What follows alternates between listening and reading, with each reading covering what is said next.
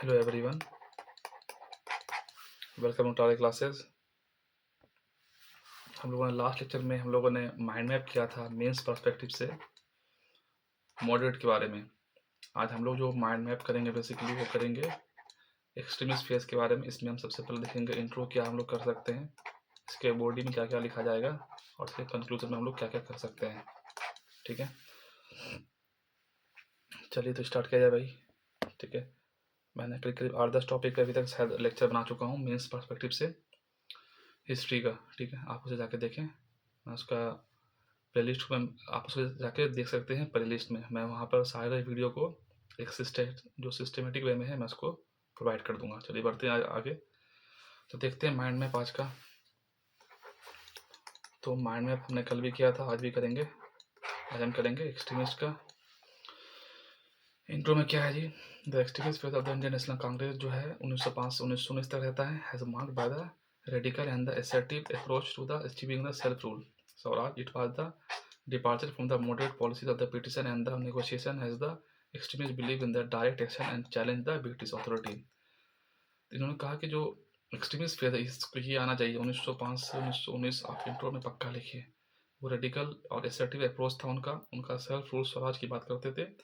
वो जो मॉडरेट की जो पॉलिसी थी ना, खास करके नेगोशिएशन, जो थेरेपी, प्रेयर, पिटिशन, उससे बाहर निकलना चाहते थे लोग। ठीक है, और ये लोग बिलीव करते थे डायरेक्ट एक्शन में। ठीक है, ये लोग बात करते थे कि भैया अभी लोहा गर्म है, मार दो हथौड़ा। ठीक है, तो उस तरह की मतलब ये लोग मतलब बात करते थे।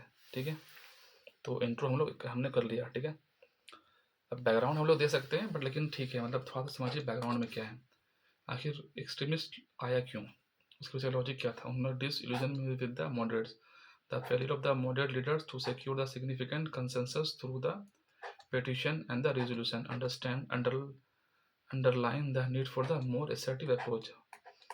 जब कोई आदमी जब सीधे हाथ से जब घी नहीं निकलता तो मतलब उंगली को टेढ़ा करना पड़ता है, कुछ इस तरह का बिलीफ था एक्सट्रीमिस्ट का।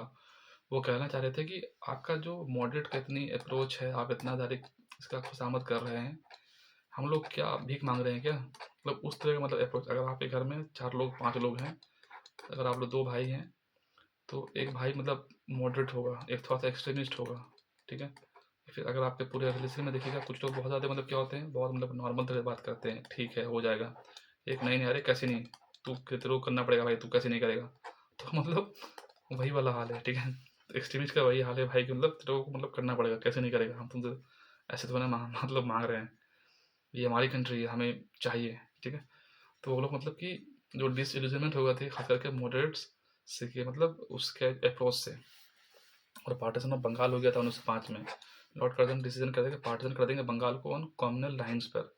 उनके लेबनाइज किया था नेशनल सेंटिमेंट को, और प्रोवाइड किया था relying point for the extremist. बिल्कुल ना, अभी कर्जन ने क्या कर दिया था, पार्टीशन कर दिया, जिसकी वजह से क्या हुआ, एक्सट्रीमिस्ट को एक तरह मतलब मौका ही मिल गया। ठीक है, यहाँ से भी उनका मतलब बैकग्राउंड वो आखिर वो कैसे आए सामने। इकोनॉमिक एक्सप्लॉयटेशन हो रहा था उस समय।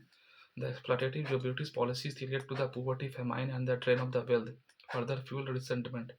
आप एक चीज़ देखिएगा कि क्या आज के डेट में फेमाइन आता है, नहीं आता है। उस समय आपने सुनते होंगे यार 1776 में फेमाइन आ गया, 1943 में फेमाइन आ गया, कैसे आ गया। तो इकोनॉमिक जो एक्सप्लॉयटेशन था ब्रिटिश का, डी इंडस्ट्रियलाइजेशन कर दिया। ठीक है, जो हैंडीक्राफ्ट इंडस्ट्री को उन्होंने बर्बाद कर दिया, तो उसके वजह से सर इकोनॉमिक एक्सप्लॉयटेशन की वजह से भी वो एक्सट्रीमिस्ट आया। ठीक है, हम लोग बोलते हैं ना कि poverty anywhere, threat to prosperity everywhere. UPSC का मेंस का सॉरी एसटी का ये टॉपिक है, तो ये वही है। Inspiration from the global movement से भी सक्सेस जो किया था, खास करके revolutionary movement in the country जैसे कि आयरलैंड में, रसिया में, जापान में इंस्पायर किया था। एंड एडोप्ट को मान लीजिए कि आपके घर के बगल का कोई ऐसा बंदा जो सिंपल गवर्नमेंट स्कूल में पढ़ा हो, सिंपल उसने बीए किया हो, और मान लीजिए वो आईएएस निकाल दिया। ठीक है, यार आपको लगेगा सारा मतलब भाई मैं तो मतलब यार अच्छे स्कूल से पढ़ा हूँ, हल्का तो मतलब थोड़ा सा डिसेंट, मैं ये बोल रहा हूँ कि वो मतलब गलत है। आपके अंदर एक मतलब आपको अंदर क्या होगा, मतलब आपको जुनून आएगा यार, जब जापान जब हरा सकता है एशिया को, तो मैं भी इंडिया क्यों नहीं हरा सकता है, मतलब ब्रिटिश को।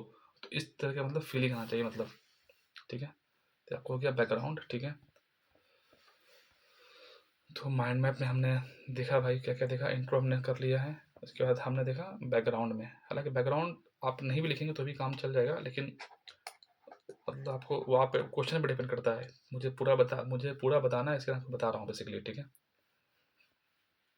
अब की फीचर क्या क्या है एक्सट्रीमिस्ट फेस का, ये बड़ा इंपॉर्टेंट है। Demand for swaraj, self rule करेंगे। Extremist demand the complete self rule and the rejected the British domination, ठीक है।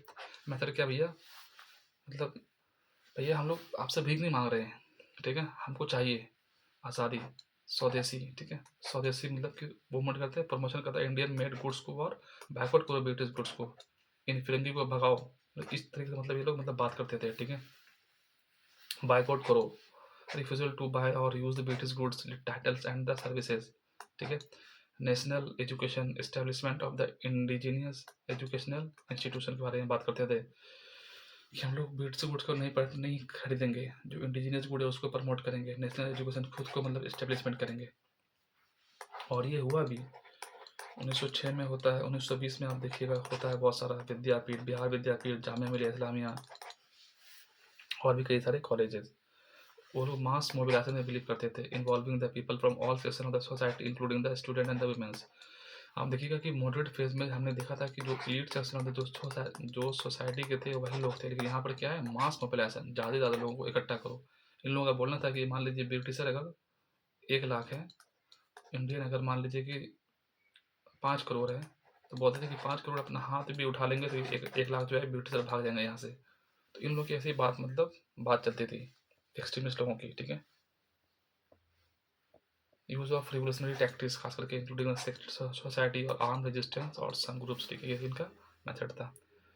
क्रिटिसिज्म था इनका मॉडरेट से इनका मतलब एक्सट्रीमिस्ट क्रिटिसाइज करते थे moderate for their mendicants approach and the emphasised confrontation the self reliance. मान लीजिए आपके घर में फैमिली में आपका मान लीजिए पूरा खानदान लोग रहता है, ठीक है। मान लीजिए यहाँ पर 20 लोग हैं, ठीक है। किसी से आपका मतलब हो गया, झगड़ा हो गया, फाइट हो गया, जमीन उमन के गाँव में अक्सर हो जाता है। इसमें से 5 लोग होंगे जो एक्सट्रीमिस्ट फेस के होंगे, अरे भाई तूने कैसे बोल दिया ये, अरे मार पे, अरे इसको ये करो, अरे इसको ये करो, ठीक है। इसी में कुछ 5 मॉडरेट होंगे, अरे नहीं कोई बात नहीं, ठीक है, हम लोग उसे बाद में फैला लेंगे। लेकिन गाँव में होंगे तो आप इसको आप रिलेट कर पा रहे होंगे बहुत आसानी से, है ना। गाँव में क्या होता है, आपके खेत में पानी जा रहा है, रात में खेत से पानी चोरी कर लिया, फिर अगर ज़्यादा पानी हो गया तो आपके खेत में पानी डाल दिया।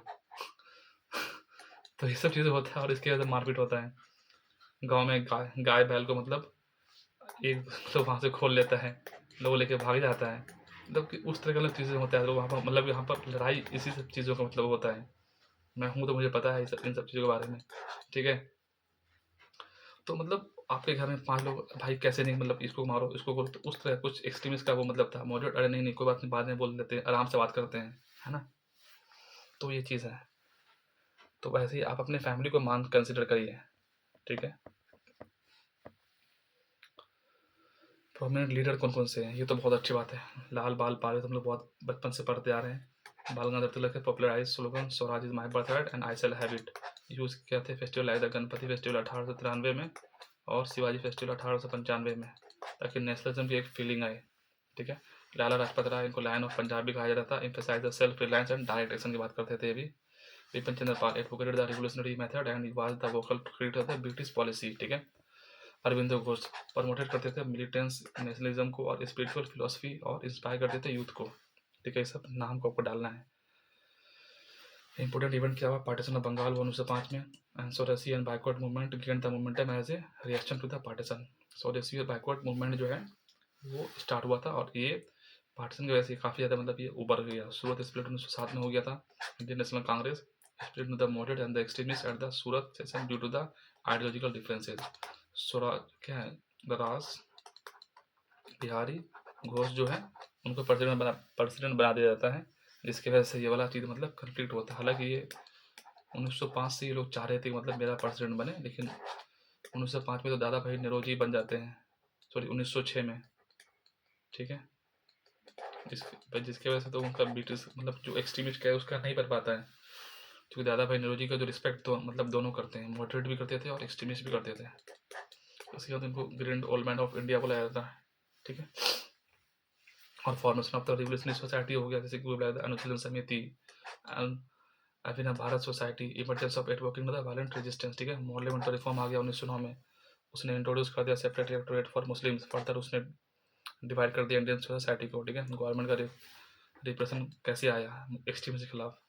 एक चीज़ आप याद रखिएगा, मॉडरेट को भी 1907 के बाद एक्सट्रीमिस्ट को इस बात का भी रियलाइजेशन हुआ कि मॉडरेट बहुत ज़्यादा क्रूशियल है हमारे लिए, क्योंकि जो मॉडरेट थे ना, मैं कल ही बताया था आपको, वो एज ए अगर ये अगर रूट है ना, वो रूट थे, ठीक है।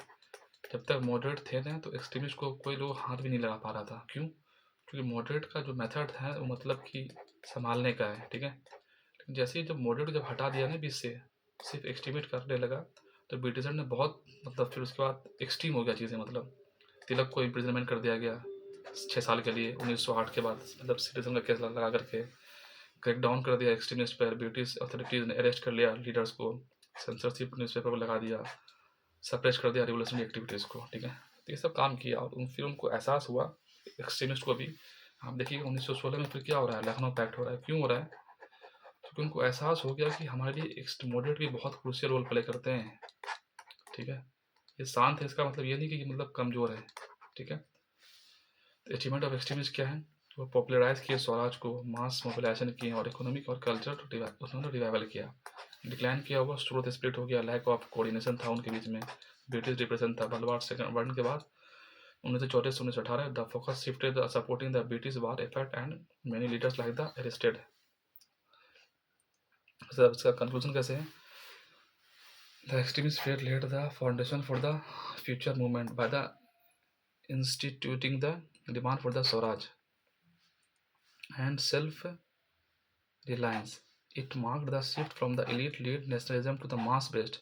बिल्कुल ना, मॉडरेट मतलब पूरा मतलब एलिट लोग थे। Participation at the set of the stage for the leaders like the Mahatma Gandhi to adopt the non-cooperation and the civil disobedience as tool for the Indian freedom struggle, ठीक है। तो इस तरह से आप सब कंक्लूड कर सकते हैं, ठीक है।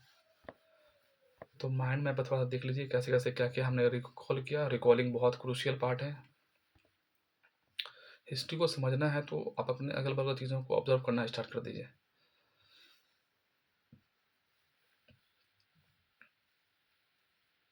ठीक है जी। बॉडी में हमने क्या देखा है? पहले हमने देखा इसका बैकग्राउंड कि आखिर एक्सट्रीमिस्ट क्यों आया,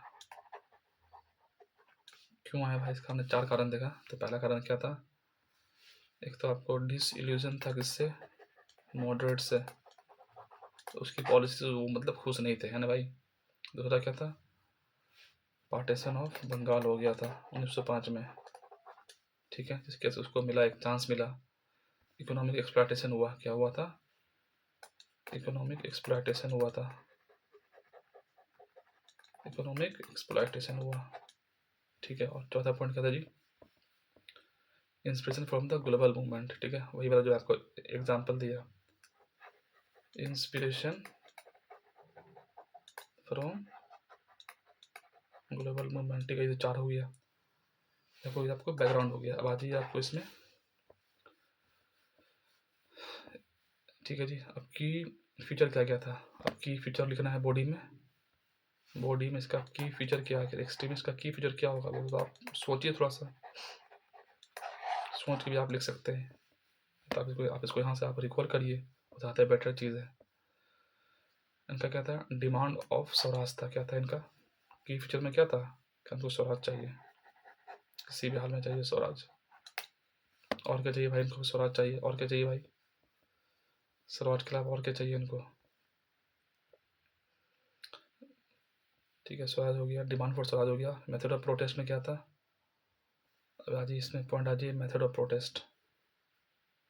तो मेथड ऑफ प्रोटेस्ट में क्या है? मेथड ऑफ प्रोटेस्ट में क्या क्या है जी? तो 4-5 पॉइंट उसको भी आपको याद रखिए। क्या है? स्वदेशी मूवमेंट है और बाइकआउट है और नेशनल एजुकेशन है। क्या क्या है? स्वदेशी मूवमेंट है, बाइकआउट है और उसके बाद नेशनल जो भी आपका एजुकेशन वगैरह है वो सब आप कुछ मतलब इसके फ्यूचर में था। मतलब बेसिकली अपना स्कूल मतलब बैठाना है, ठीक है, अपना स्कूल बताना है। और क्या था? मास मोबिलाइजेशन और यूज़ ऑफ रिवोल्यूशनरी, इसका फ्यूचर था। मतलब ज़्यादा से ज़्यादा लोग मतलब बुलाना है। क्या है? मास मोबिलाइजेशन, ठीक है, और यूज़ ऑफ रिवोल्यूशनरी, ठीक है, अब ये हो गया। उसके बाद हमने देखा इनका लीडर का क्या क्या नाम था, लाल बाल पाल अरबिंदो घोष, ये हमने देख लिया। ठीक है,